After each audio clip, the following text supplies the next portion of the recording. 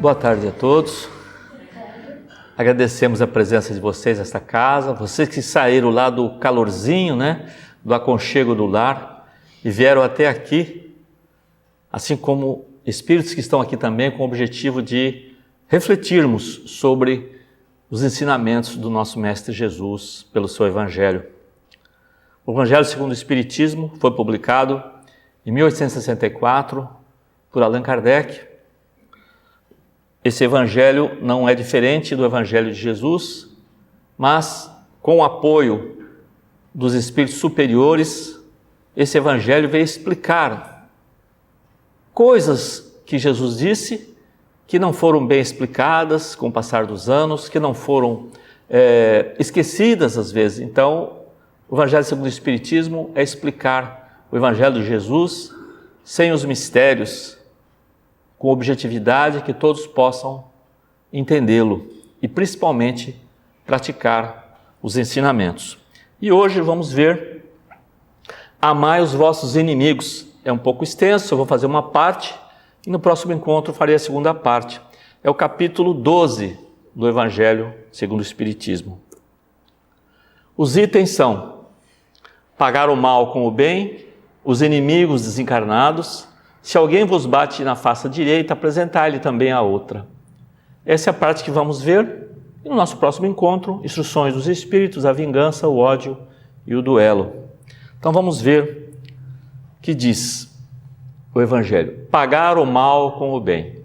Aprendestes que foi dito: amareis vosso próximo e odiareis vossos inimigos. E eu vos digo: amai os vossos inimigos, fazei o bem àqueles que vos odeiam e orai por aqueles que vos perseguem e vos caluniam, a fim de que sejais os filhos de vosso Pai, que está nos céus, que faz erguer o sol sobre os bons e sobre os maus, e faz chover sobre os justos e os injustos. Então, as palavras de Jesus veio na sua época certa, é bem diferente de Moisés, olho por olho, dente por dente. Esse é o caso da pessoa que fez o mal, receber o mesmo mal na mesma medida. Gandhi afirmou: se seguirmos o olho por olho, o mundo acabará cego. Se cada um for revidar aquilo que recebeu, realmente não tem condições. Vai ter que existir aí no meio uma coisa que é muito difícil, que é o perdão, não é? Jamais querer vingança sobre aquele que nos fez mal. Não nos cabe fazer justiça com as próprias mãos. Deixar a justiça a cargo de Deus. E por que orar por aqueles que nos perseguem, que nos caluniam, ou agridem? Porque mais cedo ou mais tarde, essas pessoas, a sua consciência, irá cobrar dele o mal que fez, mais cedo ou mais tarde, e quando tomar consciência do mal que fez, virá aquele remorso, virá aquela culpa, e essa pessoa não vai ter mais paz, tá certo que a consciência vai cobrar. Então, a necessidade, pois, da reparação desse mal, não é? E às vezes essa pessoa vai ficar em situação bastante difícil. Esse reparo pode ser nesta vida ou na próxima. Então, uma prece dirigida a essas pessoas será como um bálsamo no seu sofrimento. Então, não podemos pensar, mesmo que nos tenha feito mal, pensar que é um inimigo nosso, mas é um irmão nosso, que está em sofrimento e que está com dificuldade de entendimento das leis de Jesus. Não é? Das leis divinas que foram explicadas por Jesus. Porque se não amardes senão aqueles que vos amam, que recompensa disso tereis? Os publicanos não o fazem também? E se não saudardes senão os vossos irmãos, que fazeis nisso mais que os outros? Os publicanos não o fazem também? Eu vos digo que se a vossa justiça não for mais abundante que a dos escribas e dos fariseus, não entrareis no reino dos céus. Mateus capítulo 5, versículo 20, 43 a 47. Então, Amar por interesse não é amor. Amar e nos dedicarmos aos nossos entes queridos é natural, é muito tranquilo, não é? Agora, no entanto, estender a nossa dedicação, o nosso afeto, o nosso carinho, a compreensão de pessoas que nós não conhecemos, que chegam até nós, às vezes, por situações do dia a dia, é mais difícil. Então, precisamos ver o nosso semelhante como nosso irmão, como nossa irmã, como nosso pai, como nossa mãe. Ver o outro como se fosse um ente querido. Precisamos entender assim. Quando vir as crianças, puxa vida, como se fossem meus filhos, os meus netos, olhar para essas crianças com esse carinho. Isso é realmente observar pessoas estranhas que nós não conhecemos, mas que são nossos irmãos. Somos todos filhos do mesmo Pai. Então, é interessante, o nosso amigo Zé Manuel leu hoje, trouxe para nós sobre o nosso mentor, nosso anjo de guarda. E eu escrevi aqui, olha só que interessante. Quando pedimos por meio de uma prece, podemos ser atendidos por benfeitores que não nos conhecem, mas são amorosos com todos que necessitam de ajuda. Esses benfeitores espirituais, eles olham, como foi falado ali, atendem a todos indistintamente, seguindo o exemplo do nosso Mestre Jesus, que atendia a todos, independente da raça, da religião e da condição social. Ele é o nosso exemplo primeiro. Se o amor ao próximo é o princípio da caridade, amar os inimigos é sua aplicação sublime. Porque essa virtude é uma das maiores vitórias alcançadas sobre o egoísmo e o orgulho. No entanto, algumas pessoas se equivocam sobre o sentido da palavra amor que Jesus coloca. Jesus não quis dizer, por essas palavras, que se deve pelo inimigo a ternura, o carinho que nós temos pelo um ente querido nosso. Não é isso. Por quê? Nós não podemos ter confiança numa pessoa que é o nosso inimigo. É diferente. O que ele quer dizer com isso?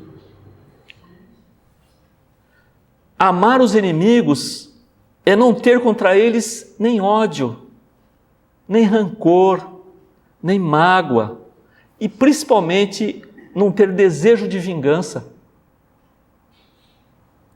É perdoar-lhe incondicionalmente, sem segunda intenção, o mal que podem ter nos feito, É não se opor, inclusive, a nenhum obstáculo à reconciliação. Aquele que nós tivemos um desentendimento, animosidade, se vem nos procurar, nós não podemos fechar as portas ao entendimento. Da mesma maneira, nós também temos que buscar o entendimento. Porque o nosso mestre disse, reconciliai-vos com seus adversários enquanto você está a caminho com ele. Sempre nós vamos cair nos ensinamentos de Jesus.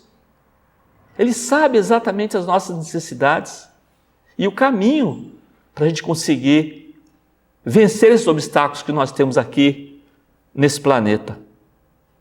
Tá? Então, é procurar sempre não se opor à reconciliação e desejar-lhe sempre o bem, em lugar de querer desejar-lhe o mal.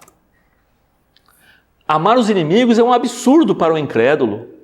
Aquele para quem a vida presente é tudo, não vê no inimigo senão um ser nocivo, perturbando sua tranquilidade, e do qual crê que só a morte pode livrá-lo. Daí o desejo de vingança.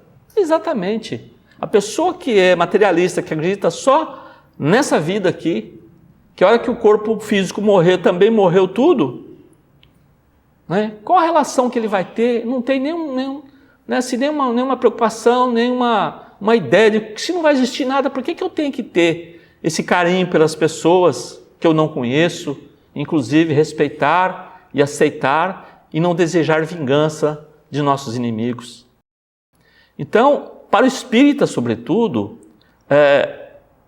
a maneira de ver é diferente, porque ele considera o passado, vidas nossas passadas, o futuro que ainda nós vamos percorrer, e entre os quais, entre o passado e o futuro, nós temos essa vida. E essa vida é um simples momento para quem é imortal. Nós somos espíritos imortais. Então essa nossa existência aqui atual é um detalhe, é um momento em tantas vidas que percorremos e que ainda vamos percorrer, não é? Sabe que pela própria destinação da Terra, nós devemos prever que vamos encontrar, sim, homens maus, perversos, vamos encontrar. E muitas vezes somos alvos dessas maldades, dessas perversidades. E o ponto de vista elevado que se coloca, nós temos que torna as vicissitudes menos amargas. Porque a gente entende que nós estamos num planeta de provas e expiações. Nós não estamos no mundo celeste. Nós não merecemos ainda o mundo celeste. Nós não estamos em condição ainda. Chegaremos lá um dia, mas ainda não é?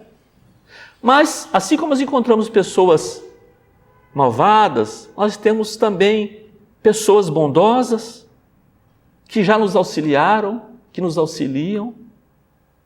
Além disso, mais uma vez, lembrando o nosso querido José Manuel, além do nosso espírito protetor, está aqui, escrevi aqui, além do nosso espírito protetor, há muitos espíritos que nos auxiliam sem que nós percebamos. Foi dito ali. Às vezes você atrasa, fica irritado porque atrasou para tomar o autocarro, mas está te livrando de um acidente. A gente nem percebe isso. A gente leva assim, fica irritado, toma um avião, Então, a gente é muito cuidado. Devemos agradecer essa proteção que recebemos desse amigo espiritual, desse protetor, ou anjo da guarda, como os nossos colegas amigos católicos chamam. É o mesmo espírito. Os inimigos desencarnados. Se nós temos um inimigo encarnado e ele desencarna, não significa que ele irá mudar de opinião a nosso respeito. Não é? Irá continuar nos odiando. E ainda tem um agravante, nós não podemos vê-lo.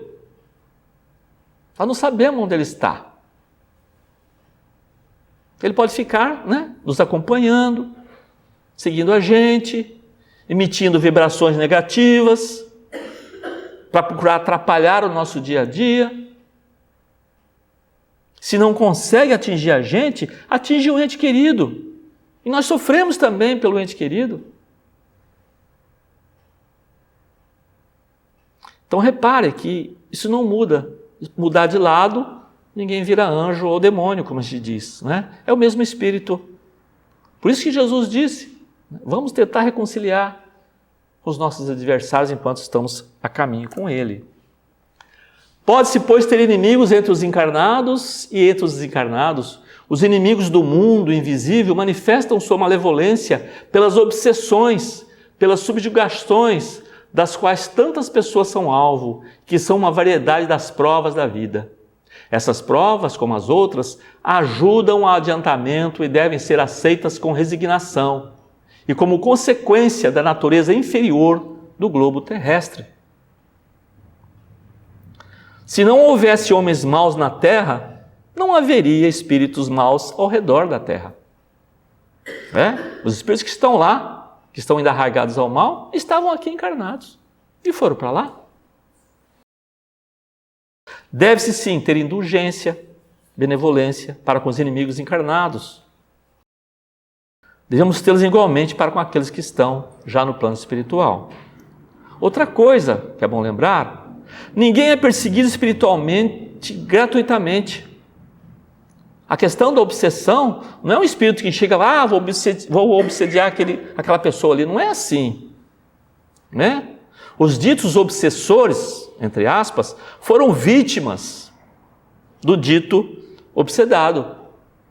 Eles vêm cobrar. Eles vêm cobrar o que eles sofreram numa encarnação anterior.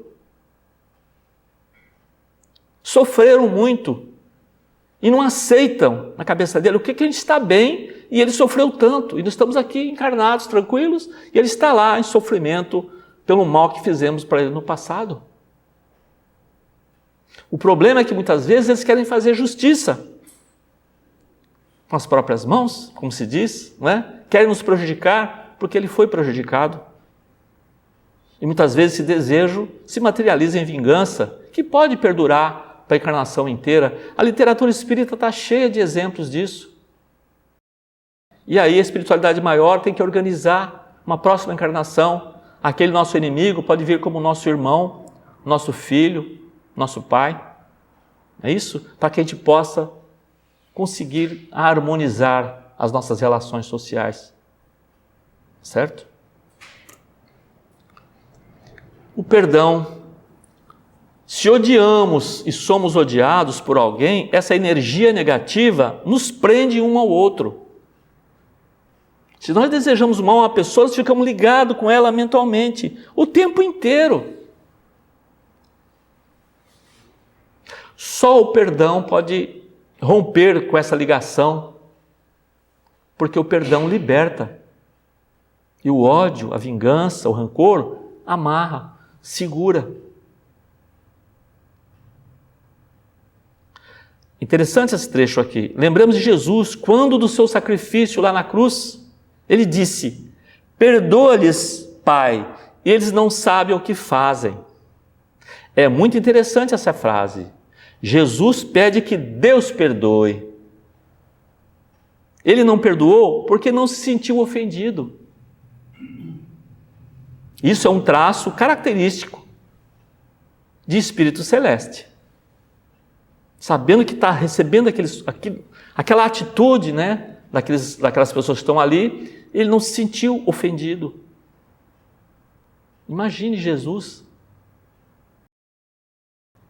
Sofreu ali sem merecimento. E nós reclamamos que estamos passando por dificuldades porque nós mesmos criamos. São consequências dos nossos atos. Isso temos que pensar. Se alguém vos bate na face direita, apresentai-lhe também a outra. Esse trecho também, essa passagem também é bastante conhecida. E Jesus disse: tendes aprendido o que foi dito, olho por olho, dente por dente. Eu vos digo, para não resistirdes ao mal que vos querem fazer. Se alguém vos bate a face direita, dele também a esquerda. E continua, né? Se alguém demandar convosco tomar a sua túnica, dê também a sua capa. Se alguém vos constranger, é isso? A andar 1000 passos com ele, que você ande 2000 passos com ele. Dai àquele que vos pede e não repilais aquele que quer vos tomar emprestado. Isso está em São Mateus, capítulo 5. Então repare como Jesus é muito diferente. A sua ideia, a sua relação, diferente lá do Antigo Testamento, porque eram os homens muito mais rudes naquela época, precisavam de uma lei mais firme, mais rigorosa. Jesus não. Jesus é doce, né? Ele disse, né? Seu jugo é suave, seu fardo é leve. Jesus é amor, é perdão, é reconciliação, é harmonia, conviver com os diferentes. Isso temos na nossa família. Temos pessoas na nossa família que nós temos dificuldade de conviver. Pensamos diferentemente, mas estamos na mesma família e é necessário que assim seja. Precisamos aprender um com os outros. Os preconceitos do mundo sobre o que se convencionou chamar o ponto de honra dão essa suscetibilidade sombria, nascida do orgulho e da exaltação, da personalidade que leva o homem a retribuir injúria por injúria, insulto por insulto, o que parece a justiça para aquele cujo senso moral não se eleva acima das paixões terrestres. Quando somos ofendidos, devemos evitar o revide. Os Espíritos nos ensinam que é o orgulho que fala mais alto nas situações de conflito. É aquela história, não vou levar desaforo para casa, eu não posso deixar desse jeito. Eu tenho que tomar alguma atitude, ele me ofendeu, eu vou ficar baixar a cabeça? Eu não sou um cordeiro para baixar a cabeça, eu tenho que tomar uma atitude. E aí que está o nosso equívoco. Retribuir uma injúria por outra não é uma atitude cristã. Conflitos geram ofensas, podem se agravar e culminar numa agressão física e até num crime mais grave. É isso? As pessoas vai se inflamando e tomam atitudes que vão se arrepender mais tarde. Pessoas vão se arrepender do que fizeram. Se eu tivesse pensado um pouquinho, eu não teria tomado essa atitude. E agora eu fiz um ato, eu tomei uma decisão que eu não posso voltar atrás. Não é isso? Isso não significa que devemos deixar livre toda a agressão que é feita contra nós. Não. Podemos nos defender. Podemos nos defender das agressões e não revidar. Jesus não interditou a defesa, mas condenou a vingança. Isso é diferente. Se você vai estar sendo atacado, você tem que se defender. É isso, né? E não partir para uma agressão. Não é isso? Então, meus irmãos, que essa nossa jornada aqui nesse planeta, que ainda temos que percorrer nessa encarnação, que possamos nos esforçar para não dar guarida em nossos corações do ódio, da vingança, do rancor, ressentimento, mágoa, porque esses sentimentos são como pesos amarrados em nós.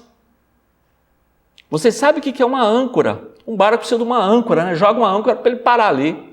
Vamos imaginar que cada mau hábito que nós temos é como se fosse uma âncora. E você quer caminhar, aquilo vai te segurando, não anda. O que é esse não andar? Não evoluímos. Ficamos presos a essas coisas, a essas picuinhas, essas discussões, a maledicência, que é um costume que nós temos de um modo geral, né? Procurar apontar os defeitos dos outros e não apontar as qualidades das pessoas. Tudo isso são amarras ao nosso desenvolvimento espiritual. Então, tudo isso deixa o nosso perispírito, que é o nosso corpo espiritual, opaco, sem brilho, denso, né? À medida que nos libertamos desses sentimentos negativos e substituímos por bons hábitos, é difícil isso, né? Porque fazer a coisa errada é a coisa mais fácil que tem. Agora, fazer o bem, ser atencioso, dá a impressão que eu sou assim, né? Eu não sou paciente também, como vocês às vezes. Mas temos que ter tolerância, paciência, a atenção no atendimento às pessoas, em casa, com os familiares, procurar auxiliar sempre, procurar ser útil no lugar que você está e não colocar problema. Não levar problema para as pessoas. Procurar facilitar, levar soluções para os problemas que possam existir à nossa volta. Isso é contribuir com o todo, com a coletividade. Isso vai desligando a gente do nosso egoísmo, da nossa vaidade, da nossa arrogância. Então, meus irmãos, a coisa é muito clara. É muito claro isso. É difícil fazer, não é? Então, à medida que substituímos esses nossos maus hábitos por bons hábitos, o nosso perispírito vai ficando mais diáfano, vai ficando mais leve, vai ficando mais brilhante, que são os nossos pensamentos e as nossas atitudes que vão dando essa densidade ao nosso corpo espiritual. O médium vidente, ele vê o perispírito da pessoa, ele fala, aquele é um sofredor, é um espírito sofredor, ele vê a condição espiritual dele, a postura dele, às vezes vem maltrapilho, não é? Com o rosto muito triste. Ele fala, é um espírito sofredor. Às vezes, nossa, eu percebi a presença de um espírito, ele é luminoso. O espírito veio luminoso. Ele chegou, deu um bem-estar para todos. Tem espírito que ele chega numa casa, ele deixa exalar um perfume agradável de flores, de rosas. Por quê? Esse é o perispírito dele que ele vem construindo, encarnação em encarnação. Já foi espírito com dificuldade, com muitas mazelas, mas veio com o tempo melhorando a sua condição espiritual. E esse nosso perispírito, meus irmãos, a densidade dele, quando na nossa desencarnação, ele vai ser atraído, tá? Uma região compatível com o nosso perispírito. Não existe julgamento de Deus. Não existe Jesus sentado no trono, você foi mal, vai para a esquerda, você foi bom, vai para cá. Não existe isso. Porque Deus colocou as suas leis na nossa consciência. É a nossa consciência que vai nos colocar num mundo mais difícil, né? Ou num mundo harmônico, em paz. Como essa ilustração simples está mostrando aí, não é? Onde todos possam viver fraternalmente, procurando sempre auxiliar o outro, ver o outro sempre quando o irmão que está com dificuldade, eu posso ajudar. Quando eu tenho dificuldade, eu peço ajuda, alguém me ajuda. Isso se chama fraternidade. Fraternidade, ver o outro como irmão. Então, meus irmãos, é isso, que a gente possa, então, merecer, não é? De acordo com o nosso esforço, um lugar que seja belo, bom e em paz.